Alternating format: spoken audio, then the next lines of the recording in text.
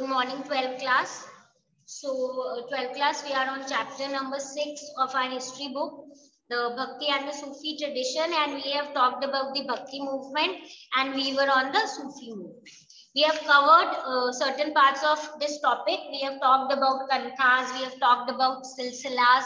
We know kankhas are basically the, you can say, the areas या जहाँ पे Sufis जो है अपनी communities को in कनका या हॉस्पाइस जिसको हम धर्मशाला जैसे बोलते हैं उसके अराउंड ऑर्गेनाइज करते थे। जो इनके टीचिंग मास्टर होते थे उनको शेख, पीर या मुर्शीद बोलते हैं।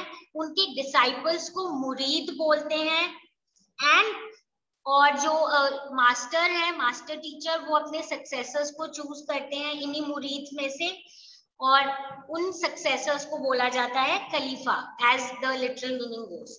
सिलसिला जो हमने टर्म देखी थी एक चेन है of the master teachers and the disciples and taking the lineage till Prophet Muhammad as he is considered the perfect person.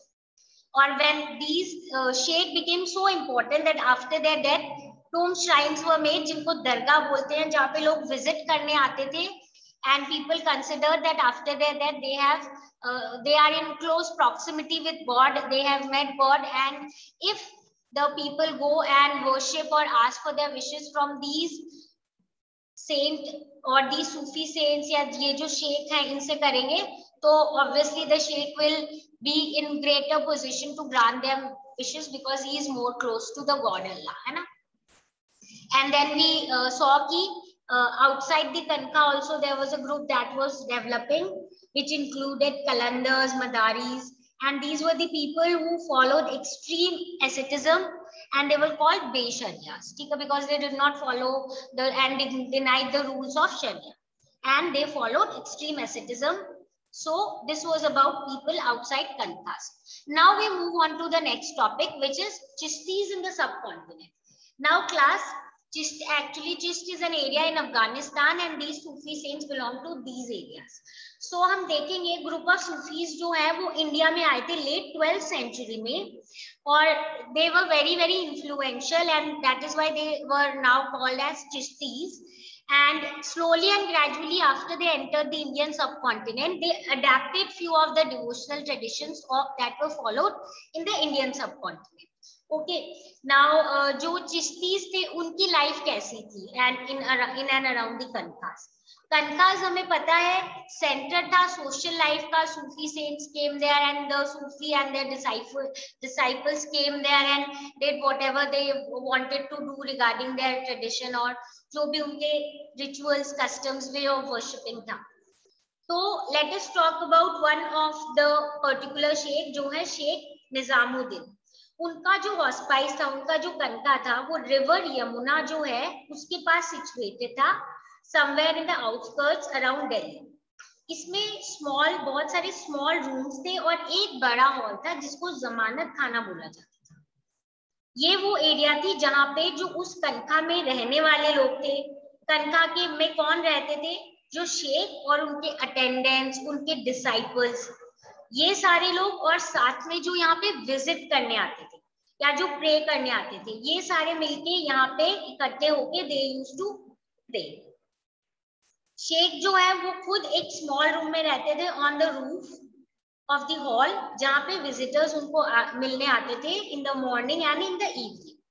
यहाँ पे एक वेरेंडा भी होता था जो कोर्टयार्ड के चारों तरफ होता था, और एक बाउंड्री वॉल भी होती थी around the whole complex, around the whole hospice.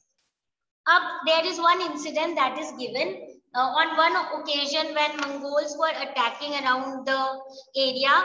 So people were so scared, obviously when there is certain kind of attack, people are scared regarding what will happen, and because of the bloodshed and all everything that is happening around there, so people always want to go to a secured area.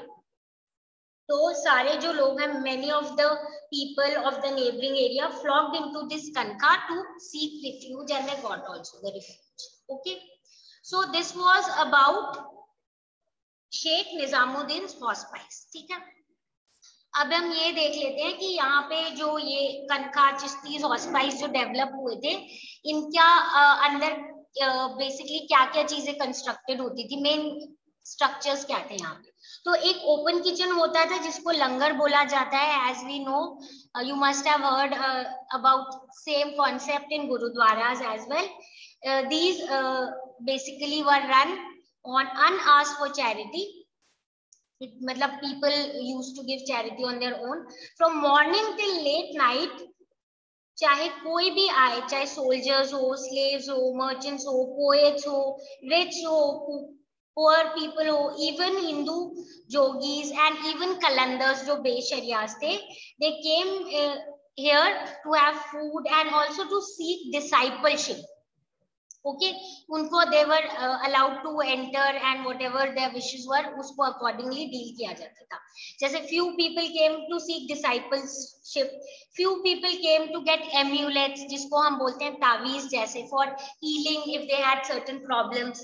कुछ लोग चाहते थे कि शेख कोई problematic matter है तो उसमें interfere करके कुछ उसको solve करे, तो सारे मैटर्स के लिए लोग आते थे यहाँ पे. इनके अलावा पोएट्स, हिस्टोरियंस भी इन एरियाज को विजिट करते थे, जैसे अमीर हसन सिद्दी थे, आमिर खुसरो थे, और जो कोर्ट हिस्टोरियन थे जियाउद्दीन बरानी, वो भी आए थे यहाँ पे. और इन्होंने तो शेख के बारे में लिखा भी था, जियाउद्दीन बरानी ने, और as we can call him Barni as well. ठीक है. नाउ अलग अलग ये तो हुआ कौन आते थे and what all happened in these area, but इसके साथ साथ हम कुछ और चीज देखेंगे कि यहाँ पे कुछ प्रैक्टिसेस जो है लोकल ट्रेडिशंस की मिक्स हो गई थी, in the way they also used to perform certain things, जैसे कि bowing in front of your sheikh, offering water to the visitors, shaving the head of the initiates, जो initially जो इसमें आते थे, इस कनका का पार्ट बनना चाहते थे, या और they entered and they were ready to shave their head accordingly whatever जो certain basic norms and conditions थे उसके according. Even yogic exercise mix हो गई थी, and they also used to perform these yogic exercises which were earlier prevalent in the Indian subcontinent. यानी जो local tradition है वो मिक्स हो गए थे in the way they used to take up certain things.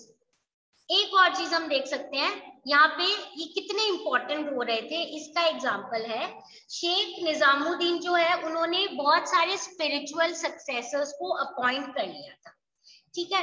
और उनको उन्होंने रिस्पॉन्सिबिलिटी दी थी कि अलग अलग हॉस्पाइसेस जो है वो जो अराउंड इंडियन सब कॉन्टिनेंट बनी हुई है उनको आपको ध्यान रखना है. ठीक है.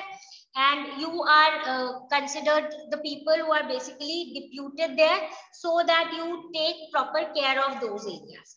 अब क्योंकि इतने दूर एरियाज तक इनकी डिसाइपल्स जो सब कॉन्टिनेंट में कनकाज पे कंट्रोल कर रहे हैं, उनका ध्यान रख रहे हैं, टेक केयर रख रहे हैं, और उनके ठीक से कैसे वो मूव ऑन हो रहा है, वहां पे सारी चीजें सही से हो रही है, उन सब चीजों का ध्यान रख रहे हैं. तो इनकी जो टीचिंग्स थी, प्रैक्टिसेस थी, और जो चिश्ती ऑर्गेनाइजेशन थी, वो धीरे धीरे स्प्रेड आउट हो गई in most parts of the Indian subcontinent. Along with this obviously जो शेख है उनका फेम भी जो है it spread very very fast around the subcontinent, simply because उनसे रिलेटेड कनकाज, उनके डिसाइपल्स वहां पे हैं, तो लोग फॉलो करके, जितने लोग ज्यादा जाएंगे and more of the people will follow that if they like whatever is being taught there. And then obviously followers बढ़ रहे थे यहाँ पे, जिसके कारण pilgrims जो है वो उनकी shrine पे ज्यादा जाने लग गए.